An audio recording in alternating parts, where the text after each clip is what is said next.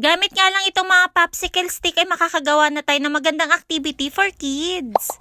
Dito nga sa aking cellphone ay nag-search ako kay Maring Google ng Canva. And then, pinili ko lang tong documents na A4. Tapos, linik ko lang tong create blank at nag-search na ako ng popsicle stick na image. Ito nga ang naka-pro yung napili ko dito mga mare dahil yung kailangan kong stick is yung napapalitan ng kulay. Ayan, at dahil nga naka-pro tong stick ay meron siyang watermark na Canva. Okay lang din naman yan dahil hindi naman masyadong pansinin at mukha lang siyang design dito sa stick. Anyway, ayan nga, inayos-ayos ko lang to para makagawa ako ng mga hugis. Una ko ang nilagay dito ay yung madali lang para kayang-kayang gayahin ng mga bata. Bawat stick nga ay pinalitan ko ng iba't ibang kulay para ma-identify kung ilang stick yung gagamitin nila per hugis. Nilagyan ko rin pala ng label yan dito sa baba para ma-recognize ni Bagets kung ano ba yung shape yung ginagawa niya. Medyo mabusisi nga lang gawin to mga mare pero napakadali lang. Sundan nyo lang yung mga araw ko dyan sa screen para hindi kayo malito. Ito naman mga color na nilagay ko dito sa template ay ginaya ko lang sa popsicle stick na nabili ko. So depende na lang sa inyo kung ano yung available nyo dyan sa bahay or kung gusto nyo tong gayahin. Habang ginagawa ko nga to ay tuwang-tuwa talaga ako dahil napaka-colorful. Bukod nga doon ay sure ako matutuwa si Sia sa activity na to dahil lately nahihilig siya sa mga shape. Ayan nga maya-maya ay nakagawa na ako ng iba't ibang shape at sinamahan ko na rin ng iba't ibang figure. Nag-add nga lang din ako ng text box dito mga mare para maglagay ng icon pattern the shape. Tapos syempre naglagay pa ako ng design dyan so yung napili ko itong sun sa rainbow. Simpleng design na nga lang din yung nilagay ko dito mga mare dahil napaka-colorful na nga nitong template. So, no okay na nga ako dito sa activity sheet, ay dinownload ko na rin yan sa aking cellphone. Kahit nga gumamit ako dito ng pro na image, ay ida-download ko yan for free. Kung paano ko nga to dinownload, ay sundan nyo lang yung mga arrow ko dyan sa screen. Ganun nga lang kabilis at transfer ko na nga rin yan dito sa aming computer para ma-print na. Sa A4 size na papel ko nga yan print mga mare, tapos nilabas ko na rin tong laminating film. Inayos ko lang din yung pagkakalagay nitong papel dito sa film para maganda yung pagkakalaminate. Para nga maglaminate, gagamit tayo nitong pangmalakas ng plancha at towel. Nilagay ko lang tong papel at film dito sa loob ng towel tapos nag-start na ako na magplancha. Medyo malaking towel na nga tong ginamit ko para mas maganda yung pagkakalaminate. Tapos manipis nga lang to mga mare para mas mabilis lumapat yung init. So maya-maya nga lang ay natapos na ako at ito na yung naging resulta. O diba? At nilabas ko na rin tong popsicle stick na nabili ko. Ito nga popsicle stick ay gagamitan ko rin nitong hook and loop. At dinikitan ko lang yan sa magkabilang dulo. So gayahin nyo lang tong ginagawa ko. Tapos ang nagamit ko lang dyan na popsicle stick ay tagdalawang kulay sa bawat stick. Nagpasobra lang ako ng isang red dahil may isang figure na 3